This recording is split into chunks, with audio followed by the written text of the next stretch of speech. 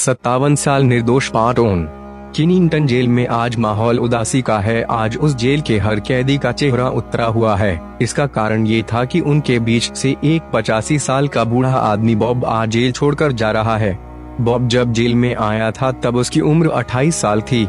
उसका जुर्म ये था कि उसने अपने बाप को मारा था, पर उसके मुताबिक उसे उसके रिश्तेदारों ने एक षड्यंत्र में फंसाया था और उसके पिता का कत्ल करके उसे जेल करवा दी, जिससे उसकी सारी संपत्ति उनकी हो गई। पर बॉब जब जेल में था तभी उसके रिश्तेदारों की एक प्लेन दुर्घटना में मौत हो गई, जिससे उसकी संपत्ति अनाथ हो गई। यह बात सुनकर बॉब को बहुत खुशी हुई। बॉब ने अपने जेल के 2 साल बड़े दुख और संघर्ष के साथ काटे। वो जब भी जेल के जेलर से मिलता या उसे देखता था तो यही कहता था कि वो निर्दोष है, पर आखिरी निर्णय जो कि उम्र कैद का था वो कोर्ट ने ले लिया था। शुरू के 1 हफ्ते तो उसने खाने का एक निवाला भी नहीं लिया। शायद ये चीजें बता रही थी कि उसके संग कुछ गलत हुआ था। उन 2 सालों में उसने किसी से भी बात नहीं की।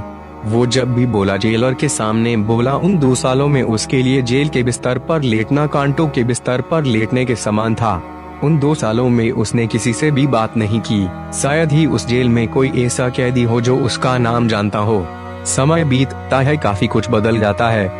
जेल की दीवारों के रंग, कैदियों के चेहरे और कैदियों के खाने की जगह। पहले कैदियों को खाना उनके कैद खाने में दिया जाता था, पर अब जेल की कैंटीन में दिया जाने लगा।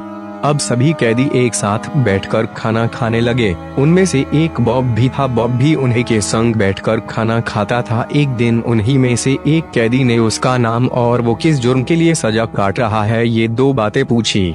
शुरू में तो वो कुछ नहीं बोला, पर कुछ सेकंड बाद उसने उन सवालों का जवाब दिया। उसने कहा, मेरा नाम बॉब है और मैं निर्दोष हूँ। इस पर सभी कैदी हंस पड़े और उनमें से एक कैदी बोला कि यहाँ सब निर्दोष है। बॉब चुप रहता है। फिर उन्हीं में से एक कैदी बोलता है कि तुम बहुत मजाकिया इंसान हो, अपने बारे में हमें कुछ बताना पसंद करोगे? बॉब थोड़ी देर सोचता है और फिर राजी हो जाता है। बॉब अपना परिचय देना शुरू करता है। मेरा नाम बॉब है और मैं सेनेटा शहर का रहने वाला हूँ। मेरा जन्म सेनेटा के एक अमीर परिवार में हुआ था। मेरे पिता की एक सोने की दुकान थी। इसके अलावा उनका गहनों का कारोबार भी था। मैं जब 3 साल का था तब मेरी माँ कैंसर के कारण गुजर गई। इसके बाद मेरी देखरेख मेरे पिता और दादी ने की।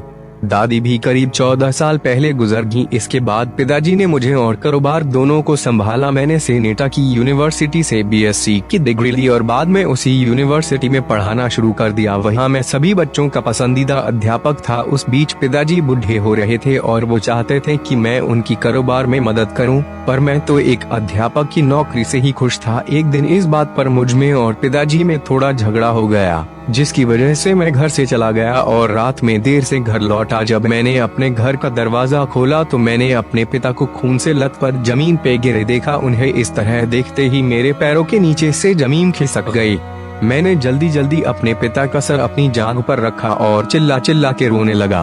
मेरी आवाज सुनकर मेरा चचेरा भाई जॉन मेरे घर में आता है और मुझसे पूछता है कि ये सब कैसे हुआ। मैं उसे जवाब देता, मुझे नहीं पता। फिर जॉन कहता है कि मैं एम्बुलेंस को फोन करता हूँ और यह कहकर वो वहाँ से चला गया।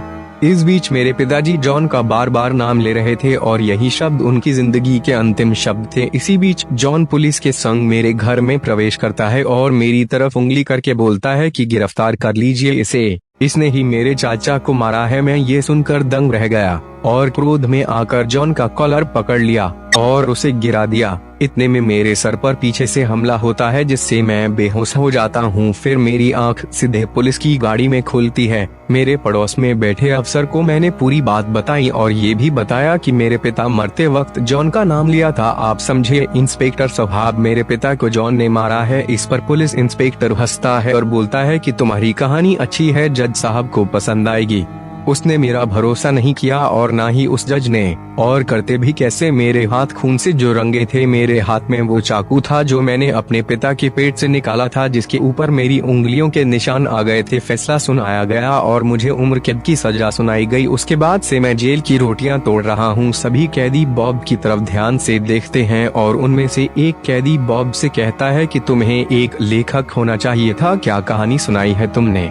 बॉब थोड़ा सा मुस्कुराता है और भारी गले से बोलता है कि ना उस पुलिस वाले ने मेरा भरोसा किया, ना उस जज ने, और ना तुम लोग कर रहे हो। कोई भी मेरा भरोसा नहीं कर रहा और मैं निर्दोष होते हुए भी उम्र कैद की सजा काट रहा हूँ। ये कह के बॉब उनके बीच से उठ जाता है। अगले पार्ट के लिए हमारे साथ जुड़े रहे और हमारा चैनल लाइक और सब्सक्राइब करें। धन्यवाद।